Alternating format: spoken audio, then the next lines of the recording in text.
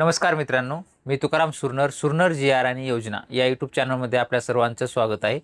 आजच्या व्हिडिओमध्ये एक अत्यंत महत्त्वाची माहिती पाहणार आहोत आपण, ती म्हणजे तुमचा महा आय डी तर तयार झालेला आहे.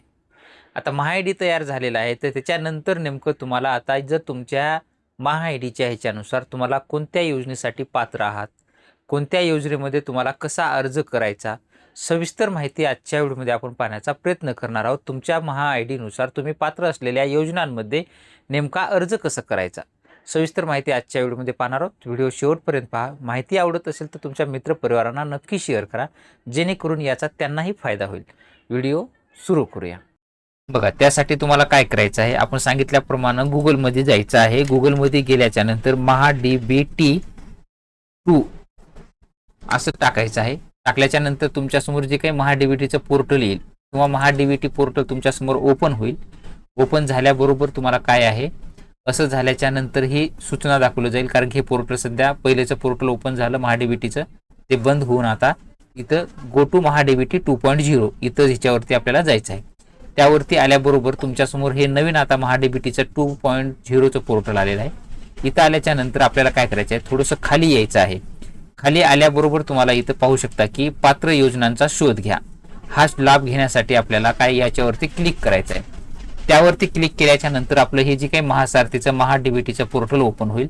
इथे एकतर महा आय डी तुमच्याकडे असलेल्या तो टाकून लॉग इन करायचा आहे किंवा आधार नंबर टाकून लॉग इन करायचा आहे. आधार नंबर टाकून घेतल्याच्या नंतर तुमचा जो काही आधारला लिंक असलेला मोबाईल नंबर आहे, त्या मोबाईलवर तुम्हाला एक OTP पाठवला जाईल.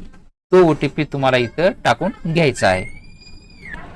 आपला आलेला OTP आपण टाकलेला आहे. OTP व्हेरीफाय यावरती करायचा आहे आपल्याला. व्हेरीफाय OTP करून घेतल्यानंतर तुमच्या समोर जे काही तुम्हाला तुमच्या ह्याच्यानुसार आधार कार्डनुसार तुमच्या इलिजिबिलिटी काय असतील ते टोटल इथं बघू पाहू शकता. इथं बघताय अप्लाय फॉर स्कीम, तुम्ही अर्ज करू शकता. याच्यासाठी सर्व योजना इथं दाखवलेल्या आहेत.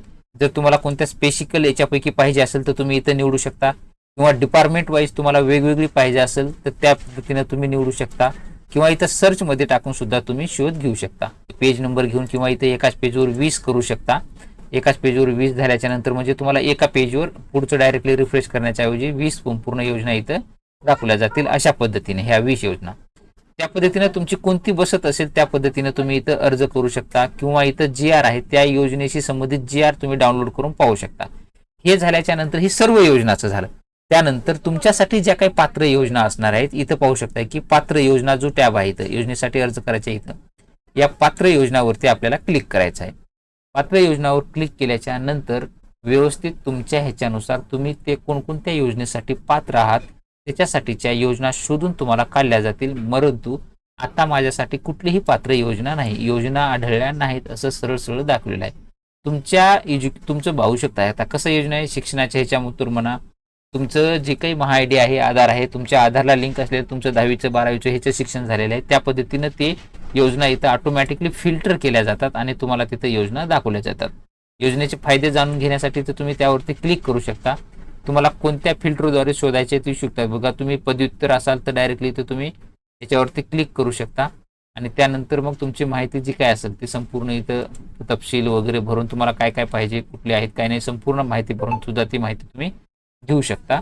आणि अशा पद्धतीचं आपण पदव्युत्तर जी पाहिलं होतं तर टोटल 47 स्कीम आहेत. कोणत्या कशा पद्धतीनं आहेत, कुठली स्कीम कोणत्या योजनेची माहिती घ्यायची, तुम्हाला सविस्तर अशा भरपूर योजना आहेत. त्याची स्कीम घेऊन त्याची पात्रता काय, तात्पुरता लाभ किंवा त्याचा GR पाहायचा असेल, संपूर्ण ह्याच्यामध्ये तुम्ही चेक करू शकता. अशा पद्धतीनं तुम्ही फायदा घेऊ शकता.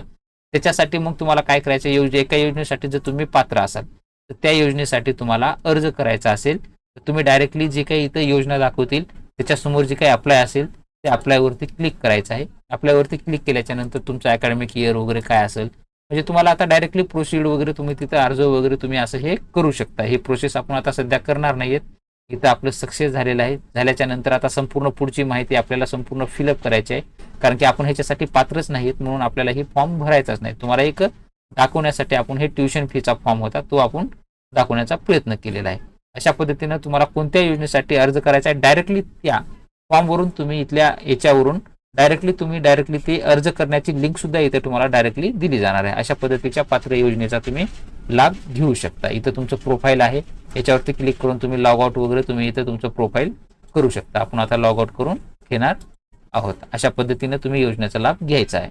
तर अशा पद्धतीने स्टेप बाय स्टेप संपूर्ण माहिती आपण पाहिलेली आहे. तुम्ही ज्या योजनेसाठी पात्र असाल त्या योजनेमध्ये अशा पद्धतीतून तुम्ही इथं अर्ज करू शकता. भेटूया नवीन माहितीसह नवीन व्हिडिओमध्ये. धन्यवाद.